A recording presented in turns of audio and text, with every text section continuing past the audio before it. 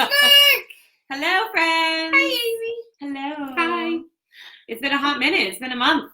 It's been a month. I think so. It went so fast. It did go very fast. How did it go so fast? I don't know. Do you guys want to know what Missy... Look, I'm live. Oh, I can totally share this now. Do you want to know what my friend Missy got me for my birthday? Sorry. Oh my gosh, look, you joined. Yay! I did join. She got me a Hillary Clinton book. From 1996. But she said there's good gems. It takes a village. It's a classic. Yeah. It's so good. It's a classic. It's a classic. It's a classic. It's so good. Show them what I got you for Christmas. Oh, yes. Oh, this is what Amy got me for Christmas. She got me a pin that said, spoke my mind. And then she got me another pin that said, gave myself permission.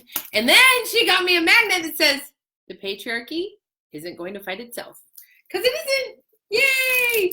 I was telling Missy, it's so weird. I'm not a gift giver. Did you ever read the 5 Love Languages book? Do you know heard of it. I don't know if it's a Christian thing. I've heard of it. Tell us if you guys have read that. But anyway, one of the ways that we give or feel love is gift giving. Yeah. That's not me at all. Here we go. Share. Share. Sharing. Yes. Sharing. I will share. But I am not a gift giver, but I find gifts for you everywhere. I can't. I would buy presents for me all over. I would buy you dozens of things. Oh, good. I told her there were some naughty things I kind of wanted to buy but didn't for her. Because she can't buy things with swear words on them. It freaks her out. But you're wearing socks with swear words right now. I am. I wear socks with swear words on them. They're from Susan Hyde. I thought for a minute you might spin and actually kick your foot up. You're not going to. I'm not going to spin and kick my foot up because that would be awkward. Today to see that. No, maybe not. Maybe today we're going to talk about some really interesting things. Yes. Are you pulling up the articles that I already sent you? No. Oh, look, there's your share. Yeah. Yeah. There are articles that Missy has posted. Was on this page. Some pre-reading, which I actually thought was really great. Some of the articles were extremely biased, and some were not as biased as I anticipated. So, and then you talking about the Rewire News article. I threw that in to be sassy. I think there was a Forbes one that was actually almost level. The Forbes one is interesting. Yeah, I might be mixing them up in my head. That one I think was the Rewire News is. Yeah, I write for Rewire News. So maybe I like them a little bit. You do? Is that a monthly? I'm sharing. Live now. I don't write for them monthly. I write for them when I feel called to do so. But I have 2 articles on there. So if you're here, tell us you're here because we can't see you unless you say hello. So because that is the story of Facebook, the life of Facebook. Who knew? So yay, we've shared our presence. We have. And I'm blessed to be in your presence. So yay. Look, there's people here. I see what you did there. Did you? I see what you did. Life is a gift. Hopefully don't get any trolls today. That might be kind of fun, though. I mean, we had a troll last time. I don't like them. There's Missy. Yay! Hi! I just texted her. Hi, Shelly. I said, we're on. Yay! Hi, Shelly. You must like trolls because you're on Twitter. And I feel like Twitter, I don't get trolled as often as I'd like on Twitter. Is this an open invitation? No, it's never an open invitation. That's not good. No, let's not do that. So I'm super excited to talk with you about this topic. Yeah. About religious freedom. Because, and mind you, to be really super honest with everybody who's watching, I had forgotten we were going to talk about this today. So I'm really glad you reminded me. I did. A couple days ago, I said, hey, remember we're going to talk about that? Yeah. So, hi, Nicole. So I think that I want to give a little foreshadowing for talking about this. And then you can tell me some of the thoughts about the articles, and then we can just gab about. So, and mind you, none of this is scripted, as usual. So anyway, if you're here, say hi, because we can't see you unless you say hello. So, I mean, we can kind of see you. Anyway, so the topic of religious freedom has become a really hot topic since the election in 2016. Mm-hmm. So a couple of things have happened. Many of you might be familiar with the cake baking incident where a gay couple went to a conservative baker and said, bake us a wedding cake. And the baker was like, no. And then they sued. Hey, Nicole. And for the record, The gay couple won. The gay couple won. And then it went all the way to the Supreme Court. And so that was an issue of religious freedom. Yeah. So the question that happens, the question that comes into play is there freedom to does the baker have the freedom to discriminate based on religious freedom if an LGBT couple asks them to make a cake, right? And you're squinching up your nose, which means I know that Amy is about to go, I don't know. No, I have answers. Okay, good. I'm glad you have answers. I have opinions. If you were to ask me, so this happened in Oregon. I think it happened in multiple places, but it happened in Oregon, in Portland. A baker asked to make a cake for a gay wedding. And I have to say, when that hit the news and was a big thing, I probably sided with the baker of, gosh, I can relate to that particular belief system. And I don't think my opinion is the same anymore. Ooh. Yeah, I think it's changed. Okay. And that is because my personal faith hasn't changed, but how I apply it to the world has evolved a little bit. So where I'm not quite sure where the line is, and I think there is one, but mine has shifted, where I could bake a cake for 2 gay people getting married without feeling like I am suddenly going against my belief system. Ooh. So now I personally have felt like that line has shifted, but there's still a line. And I think when it's all said and done, there are going to be people hurt because I have a line anywhere. Like in our culture, our culture is full acceptance 100% of the time. Do what makes you happy. Be with who makes you happy. And a faith in God, I feel like dictates that it's not about my happiness or about me, which is crazy because right now it's like all about you and be all you can be and like all these things, which is very counter faith to me, to my faith. So I think it's really interesting that you said that though about the line, because I feel like that for a lot of us in the LGBT community, we draw a line. Yeah. If you don't love us, and you don't love our behavior, and you don't love all these things, then forget about you. Okay, so I have a hard time with this. A couple years ago when I was starting to like shift the way I see things, get closer up, it's hard to dislike people far away, make more friends with people in the community. I had a hard time because I felt like I was in a place genuinely where I could give love in a way I hadn't been able to without judgment before, but that people didn't want it. No. And they didn't want it because in me is a belief system that God created man and woman to be together, even if I'm not pushing that on you, even if I will still vote for gay marriage, because I don't think the government should tell you who to be with. Right. I don't think there are morality police, which actually feeds into my thoughts on this Supreme Court religious freedom thing. But I still feel like just because I had that belief system in me, even if it didn't matter, even if it really didn't affect you wouldn't want my love. Yeah, and I think so. The thing that I think is really awesome about this is that I had someone post on my Twitter feed actually that all Christians, everybody who is Christian hates the LGBT people, and I was like, no, that's not true, and that's not the purpose of Christianity. The purpose of Christianity is not to hate, but I think that in order to keep the drama level high and to keep the divide going. Yeah, we are being taught by the media and by people who are really angry about Christianity that it's an all or nothing game.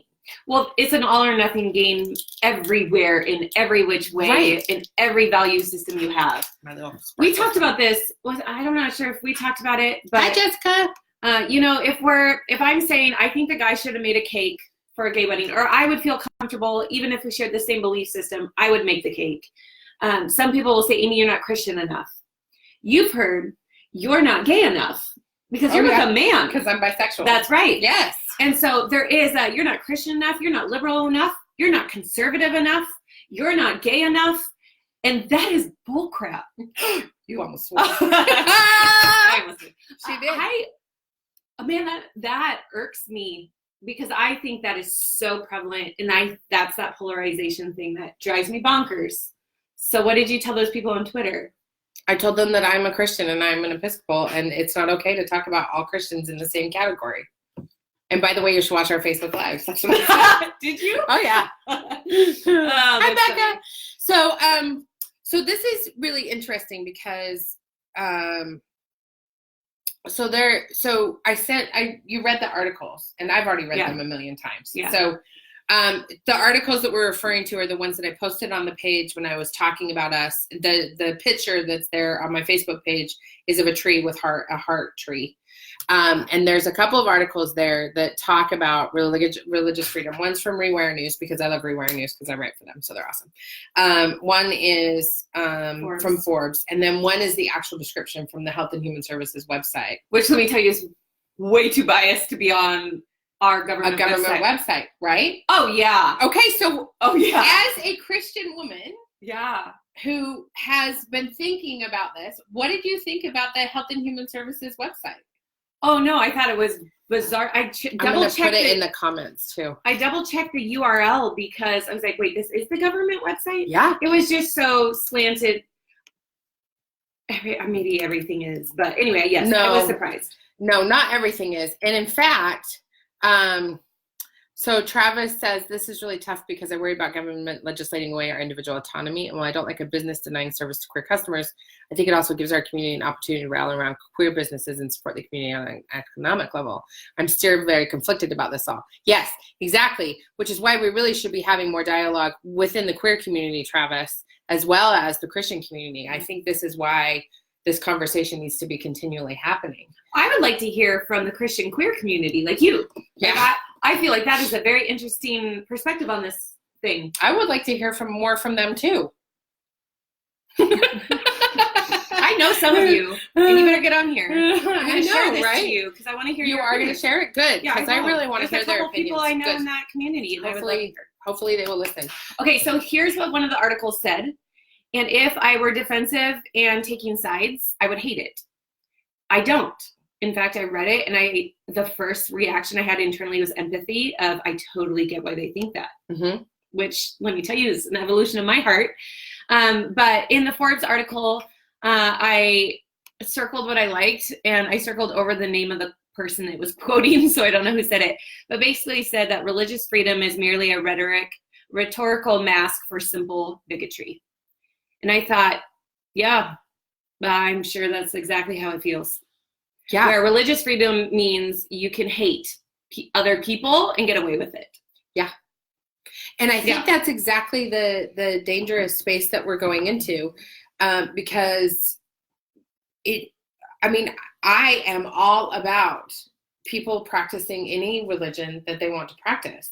But when that religious freedom gets used to discriminate against a group of human beings, then that's where you cross the line. And I feel that way about women, and I feel that way about the LGBT community, because I think often religion is used to discriminate against women and their choices in the reproductive health. And the place that bothers me the most is with miscarriage. So there are women in this country, not in other countries, that are routinely accused of inducing abortion when they're miscarrying because their doctor works for a conservative hospital or conservative religious hospital or is a conservative religious person. And I heard that a lot in my interviews with women when I was interviewing women for my dissertation, that they would be miscarrying and their doctors would assume that they had induced abortion. And they're not self-induced. Yes, self-induced.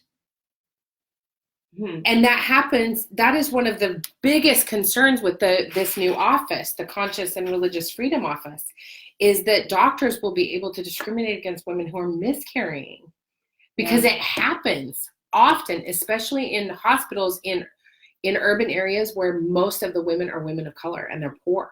And so that's the thing that really worries me too, is this idea that religious freedom is being used to stop practicing medicine. Is really scary to me. Yeah, no, but I like your point about how it could be, how previously you would read that sentence and be offended. Well, yes. Mm-hmm. Okay. Because I'm religious. Why is that?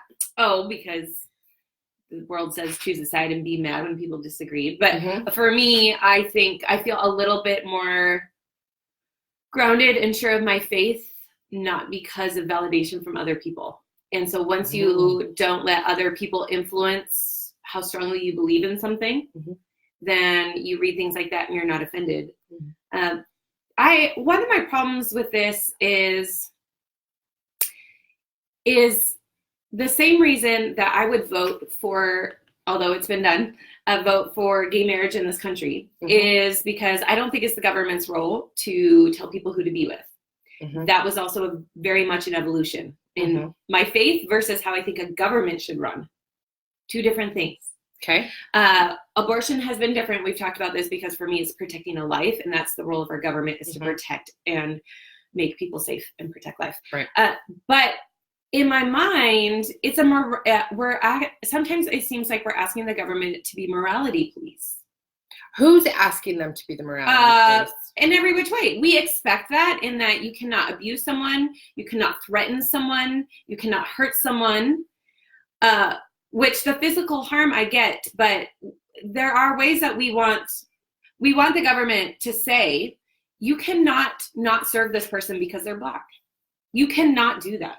That is discrimination. That is unethical, and you may not do that in our country. That's trying to enforce morality. So how is racism equivalent to morality? The government is saying that you are immoral and it is unethical and now illegal for you to deny service to someone because you might not like them. It's discrimination. That is enforcing a morality code of sorts, and I am in complete agreement. But when it comes to religious freedom, it's tricky because we don't want the government saying, you have to bake that person a cake. You are your own business, but we are going to tell you who you have to serve. I feel like some of us should be cringe at that a little bit. So it's a weird double-sided coin. And I also wonder too why members of the LGBT community would willfully and intentionally try and force somebody to do something against their will. Like that doesn't make a lot of sense to me. Like, why don't you go find a big old queer baker and give them all your money? That was mentioned in one of the articles is, well, the option then, the counter protest of sorts is go help other businesses flourish that are LGBT. Yeah. Right. Or in support. I mean, I can see it if you only have one baker in your entire like cute little town, right? But sometimes that's probably not the case. Yep, Travis Fox is like all over this. He's like, yeah, give money to the gays. That's right. So I and that's this is super nuanced, and I feel like if we camp out on a side, we're kind of blindly doing it. Like you can understand how as a business owner, it'd be very bizarre for someone to tell you what to do. To take this to a different extreme, an example, after we had teased that this is the topic we'll talk about today, about a month ago, I had a message from a friend who's liberal and said, Amy, this is going to be fascinating for me to listen to this conversation because I'm in the waxing business. I do Brazilian waxing. And there was a time in my business I did not feel comfortable doing that waxing for men. I would not do that for men. But my friend also was in waxing, and she said the same thing. And what happened was an individual came in to her place and identified as a female, but still had very much male genitalia. Parts. Genitalia. And she refused service because it made her uncomfortable. And there was a lawsuit against her for not performing the Brazilian wax on what she felt like was a male. I'm sorry if I'm not using honoring terms. You're fine. This is your safe space. So my friend in her waxing business is like, well, shoot. I'm a liberal, but I'm having a hard time in my industry recognizing how that would have, I don't know what I would do.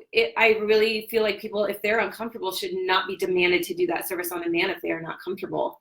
And so here she's really, really torn. And if you really apply this could, it seems unethical to force someone to offer services. So we're not just talking cakes anymore. We're talking Brazilian waxing. Yeah. And you saw that coming.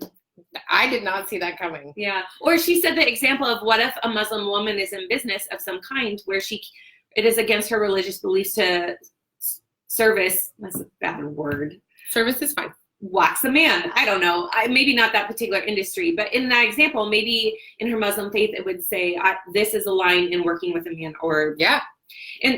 And yet then the country's going to say, well, he can sue you. You can go broke and lose your business because you didn't do that. So this is really, and Travis is bringing the point of living in Denver. It's easy to go find a queer-owned or queer-supported business. Exactly. But in spaces where there's not a lot of waxing, and let me just say in Oregon, there are not a lot of good waxers. I wouldn't know. Let's be clear. This mess that's happening here, wrong. I have a good friend for you. I'll refer you. Oh, please. Yes. Lord have mercy on these eyebrows. But it's really hard to find someone in a community. Yeah, and if you're a small community. And I'm feeling really, the problem with it is when you find a good waxer, man, and you hear about a good waxer, that's where you want to go, especially for a Brazilian, because that's like touchy parts. So. Are you torn too? Yeah. Yeah, I am. We shouldn't tell people what to do, but maybe she could hire somebody who's really, really good with the transgender people and really good with waxing male body parts. Or maybe she could just refer those people elsewhere. Or maybe she could refer them elsewhere. But the fact that she wouldn't means she could be sued. Right. But there's the sticky wicket. It's the same thing, actually. So this is the conversation I have been having a lot about abortion with my social work students. So when I'm teaching my social work students about reproductive health and about their ethical obligation to address these issues, we talk about giving full information to people about, hey, Corey, hey, Liz, full information about services. So if you decide you're going to keep your baby, here's where you go sign up for Medicaid. If you decide to get an abortion, here's where you go to get an abortion. If you decide to put your baby up for adoption, here are some agencies that are around your area that you can go meet, and then go make your decision, with your religious leader, if you're religious, with your family, with your partner, go make those decisions, right? So you're giving them all of the information so they can make an informed decision. I feel like in this case where we're talking about waxing and those sorts of things, or cakes, the same things apply. Like, if you're not comfortable providing that service, at least give people the information that they need to go out and get the service done that they want. I mean, that would be a very kind gesture, but it doesn't negate the fact that via legislation you could be sued and lose everything. Right. No, I totally agree. So that would be kind. Yeah, to say, I might not, but here. Yeah. That does not protect you from any. It doesn't protect you from a lawsuit, but I wonder if it would mitigate the all or nothing approach that people take to this stuff. Yeah. What? Yeah. And maybe that's what it is. Travis says that we should provide tax benefits for businesses that provide service to everybody, regardless of their protected status. So I would have to say that sounds a little, I don't know what the word is, bias. You can't, to provide tax benefits only for certain people is like, we're kind of back to the man and woman marriage only gets tax benefits. And then obviously that changed, right? Oh, only these businesses get tax benefits because you help everybody. Like that's not I don't know that it would incentivize. I don't know that it would incentivize non-discrimination. Yeah. Okay, I think it would make people defensive. Yeah. I don't know, Travis. That's an interesting one. And discrimination, like so that two sides of the coin, I really think it is great of the government to say, like, we're going to make legislation that you cannot do that. You cannot discriminate against people. Right. But the religious, is there any other area that's not religious freedom? I'm wondering if there's any gray area that's not because of religion that's telling you shouldn't. It's something else that's feeling like you shouldn't. No, I think this might be the only way where we're having these conversations. And this goes also into housing. How so? LGBT people are repeatedly discriminated against in housing. Oh, denied me housing. And my partner want to live here? Yeah. Why? I think you'd have to look back to your I'm good with the gay days. I mean, honestly. Religious people of any religion, which includes myself and Missy, but how is it against your faith to not let two gay men or women live in your housing? Like rent an apartment. And pay rent. I'm really confused at how it's used. Mm-hmm. Where maybe I could empathize where it's gray and hard. That to me, yep. I don't get it. I don't get how that is somehow denying your faith and making you compromise to let one of the couples in your building, or 20 or half of them, be in same-sex relation. I don't get that at all. They're really good too at decorating and stuff, so it's not like they're like, I watched Hi, Marianne. Is it Queer Eye for the Straight Guy? I just watched one. It's not Straight Guy anymore. It's just Queer Eye. Queer Eye. It was Queer Eye for the Straight Guy back in the day. I just watched that for the first time. Did you like it? Mm-hmm, Did you cry? It was a religious woman that they helped. Did you cry? One of the queer men wouldn't walk in the church. Yep. Because he was so hurt by it. Mm-hmm. And then they had this sweet conversation. Mm-hmm. Did you cry? Yes, I cry every time I watch Queer Eye because it's so good. Okay, so we've already been gabbing for 26 minutes. I don't know how that's possible. I know, it happens. So I want to move on to this next part of religious freedom, which is the abortion and motherhood issue and fertility. Okay. So I don't want to harp on the abortion piece so much as I would like to talk about, we started talking about fertility before we came live, and we were both like, stop. We have to have this conversation. Save it. So we stopped. So I want to talk for a second. So I have, hi, Rabina. So I actually have an article that I wrote about, and one of the sentences in it, it's actually my most favorite thing I've ever written. Totally. It's magic. It's called Social Justice Advocacy in the Belly of the Beast. I'll get you a copy. And it's magic. So one of my sentences in there says that that our government, and I wrote this in 2014. So the fact that we now have this HHS office that's saying religious freedom is the reason for these things is really appalling to me. That our government is instituting legislation that makes motherhood synonymous with womanhood.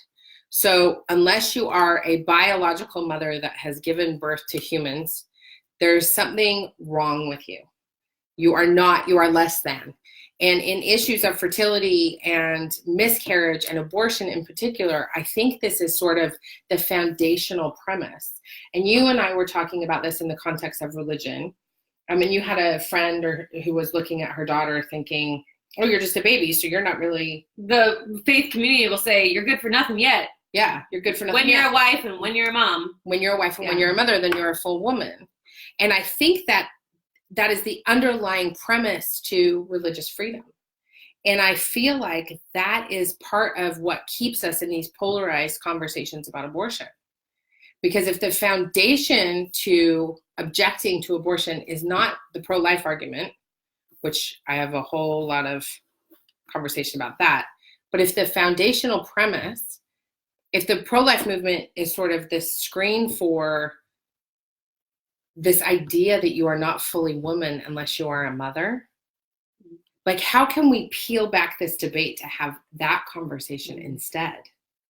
And how can we help healthy moms have healthy babies? Yeah. And help women become mothers when they're ready if they can? This is tricky because I only see through the lens of what I have. And what I have is I'm a mom and I'm married. Mm-hmm. So it's really, really difficult for me because I want to hear other voices at the table because mine doesn't add value to this. I will say that in the moment that we said, wait, save it, I would say that that's not the problem. That people don't think your worth is only in being a mom. I mean, I've heard that in a wife. I've heard that in the Christian circles. I get the sentiment. I get that there might be this undercurrent of belief about that. But as far as the pro-life movement, you said it's a screen. I would just disagree. Okay. So, but in this context of creating the launch of the Conscious and Religious Freedom Division in the Department of Health and Human Services, is that is it problematic to have an entire office based on the theoretical framework of motherhood is synonymous with womanhood because that is my Christian belief? And I hear it as it is the framework of saying that we cherish life in the womb and we call it and name it life and we'll protect it. So I think we just disagree on what the foundation is. Okay. I don't think it's, our country believes you should be a mom, so you can't get an abortion. But not our country, the people who are running the country. Sure, that's fair. Yeah, the people who are running the country Right. are saying, yeah, I don't believe that. But I'm just one voice. Becca says she really wants to meet you because your vibes are so great. True. Thanks. They I are. also do have beautiful earrings, right, Liz? Noonday. Oh, yeah. One of your friends said great earrings. Above. I have a hard time with one portion of this. What's the new thing? It is called the Conscious and Religious Freedom Division. Yeah.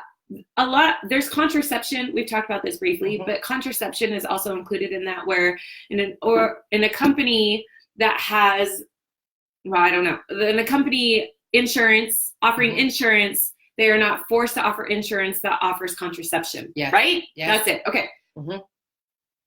There are not many religious people I know who will say that contraception, birth control is bad.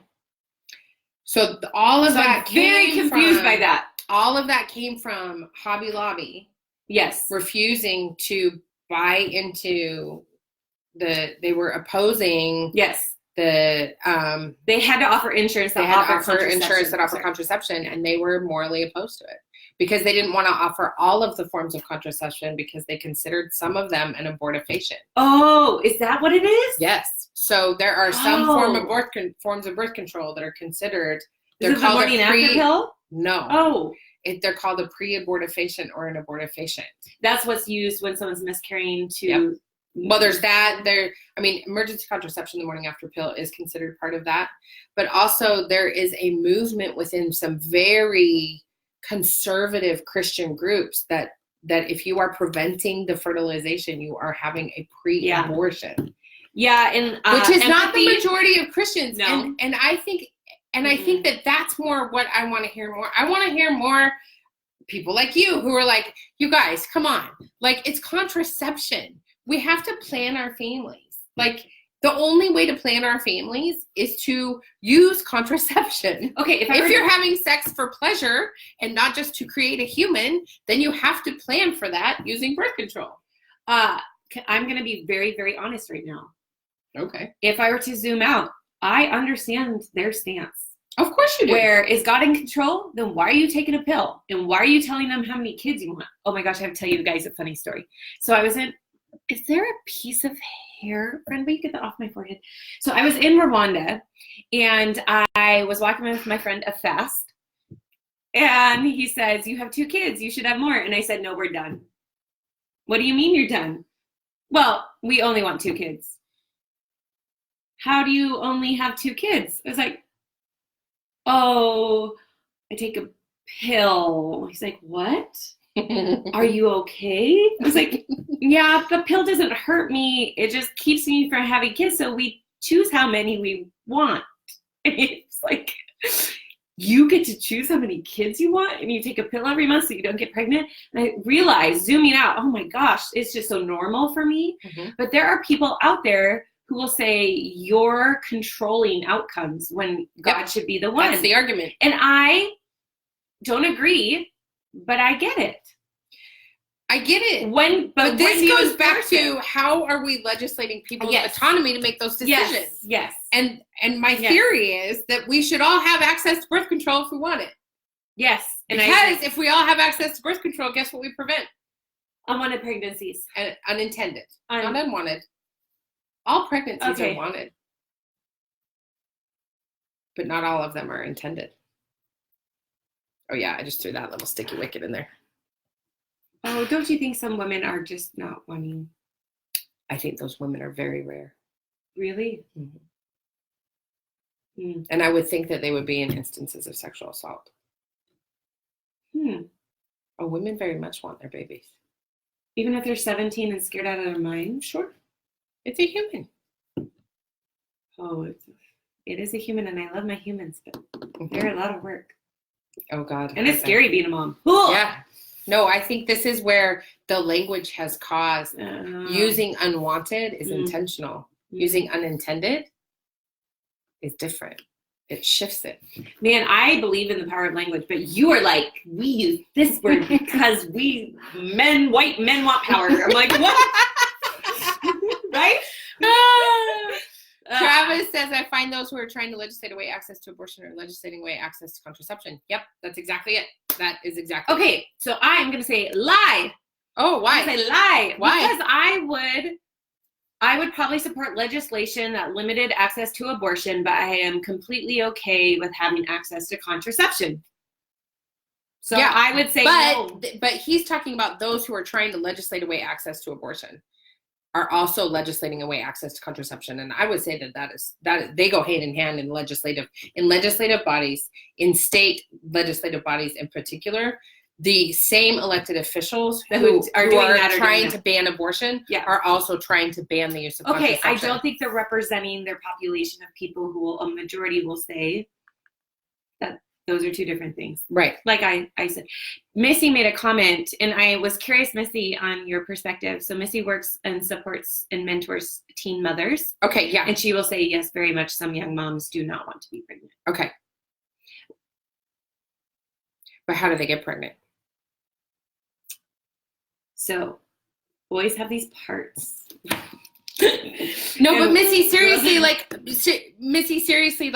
I get that they don't want to be pregnant, but how do they get there in the first place, and how are we addressing those issues? How are we helping young moms navigate life so that they don't have to face that decision? Yeah, and that's why we need people like Missy who invest in them and become genuine friends with them. Give them a support system and wisdom. Yeah, so good. Really lucky for the Missies of the world. Yeah, Missy's rule. Yeah. So where do we land on this? Here's where I want to land.